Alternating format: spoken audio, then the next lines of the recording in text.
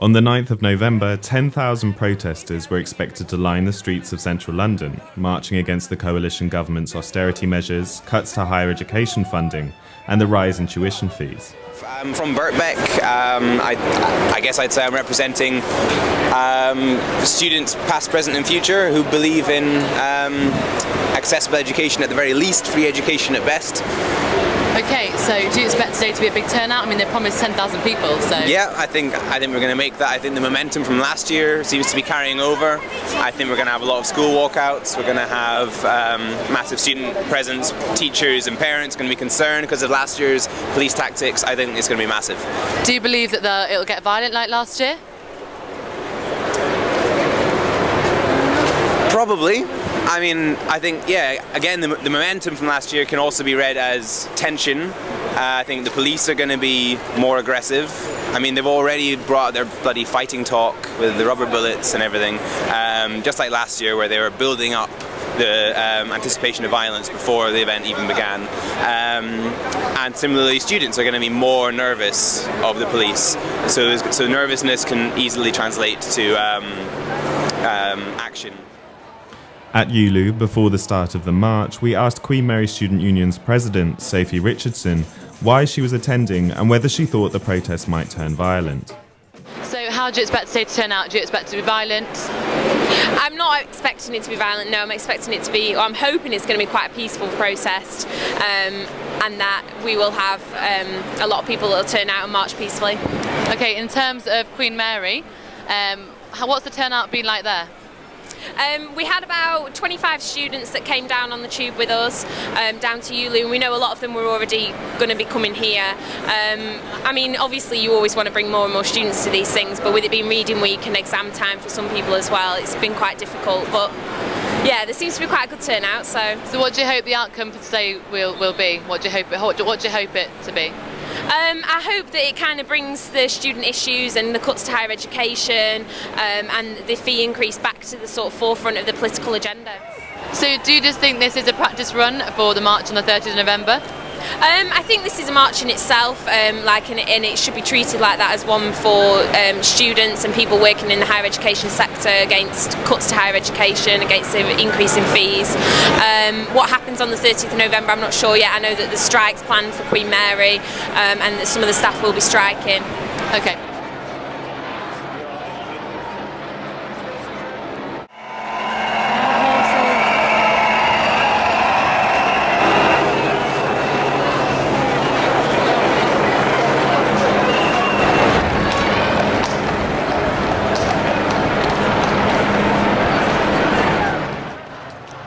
There were arguably 2 points during the march from the 9th which put pressure on the Met's total policing policy. Protesters flooded Trafalgar Square as the march went past, opening up tents in a bid to occupy the area. Congregating around Nelson's column, the would-be occupiers were forcibly removed by Met officers.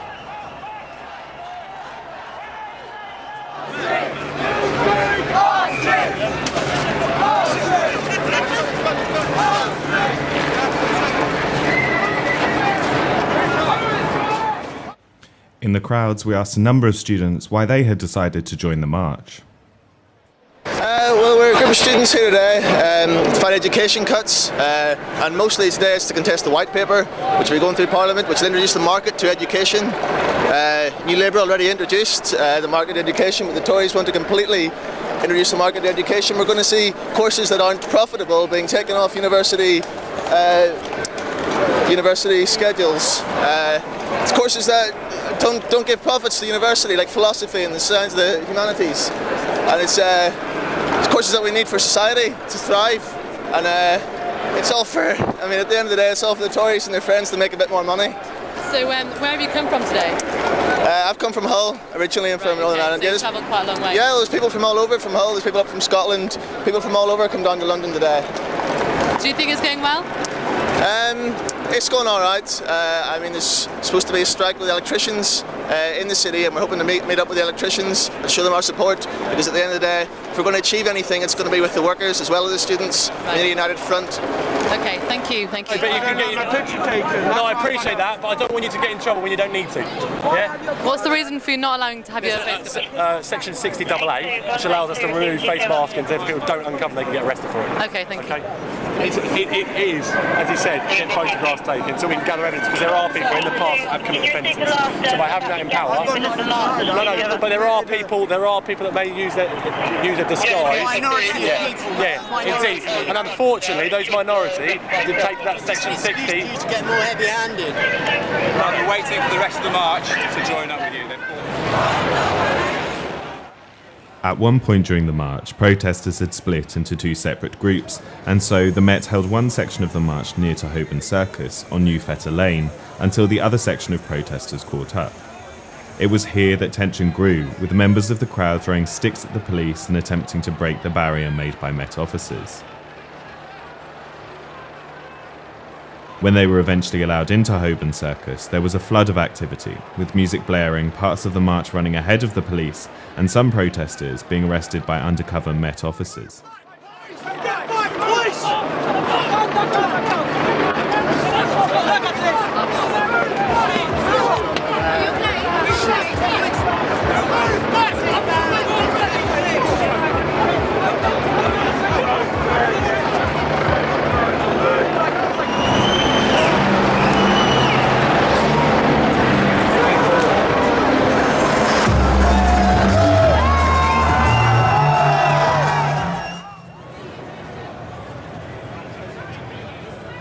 The march continued onwards, near to the Museum of London, under the shadow of St Paul's, and to an abrupt end at Moorgate.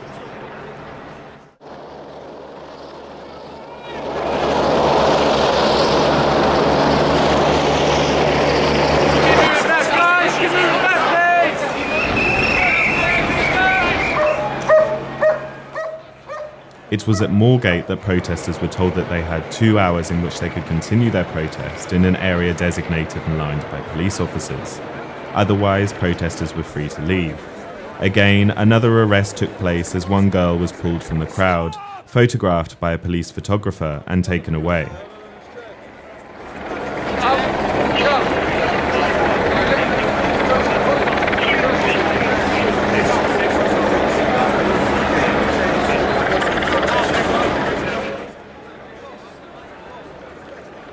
The march fell short of the 10,000 students that were expected to attend, with estimates at around 4,000.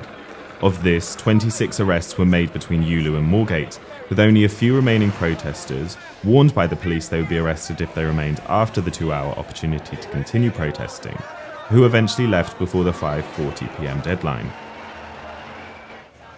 At no point did the Met resort to using the rubber bullets that had caused great resentment amongst students who were marching on the day. Many have seen the student protest on the 9th as a practice demonstration before the 30th of November nationwide strike and protest by public sector workers, spearheaded by Unison. QMTV will be there to cover the events at the end of the month. Tom Platt reporting for QMTV News.